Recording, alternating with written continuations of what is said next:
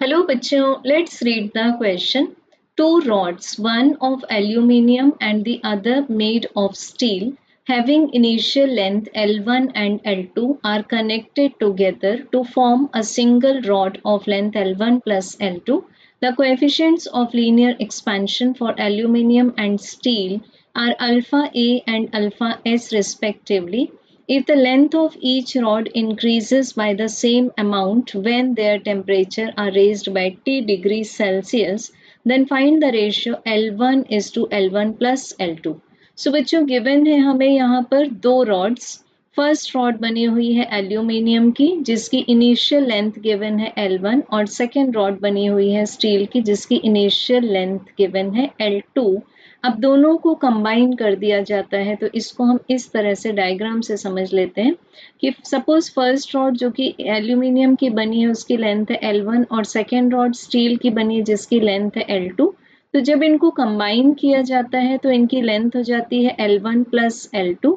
अब एल्यूमिनियम का जो कोएफिशिएंट ऑफ लीनियर एक्सपेंशन है वो है alpha A and that for steel is alpha S. अब बच्चों जब हम लोग इस कॉम्बिनेशन का या कंबाइंड सिस्टम का टेम्परेचर T डिग्री सेल्सियस से इंक्रीज करेंगे तो फिर जो लेंथ जो increment in length of each rod होगा वो सेम बोला हुआ है. इट मीन्स क्या हुआ delta L1 equals to delta L2 जहाँ फर्स्ट रॉड हमने मानी थी एल्यूमिनियम की और सेकेंड रॉड मानी थी स्टील की.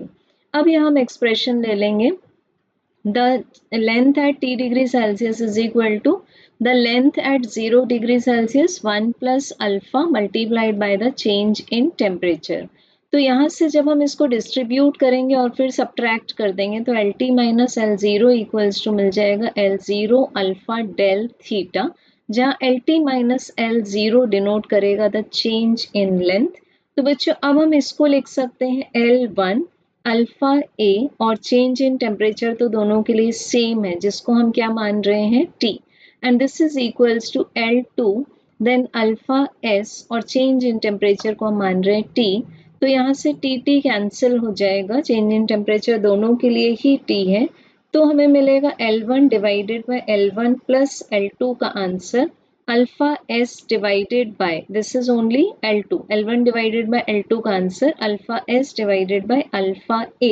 सो बच्चों अब हम डिनोमिनेटर में कंपोनेंडो यूज करेंगे so this is L1 divided by L1 plus L2 and this is equal to alpha s divided by alpha a plus alpha s. तो हम देख सकते हैं कि हमें जो रिक्वायर्ड है उसका आंसर मिल जाएगा correct as option number C. I hope you have understood it well. Thank you.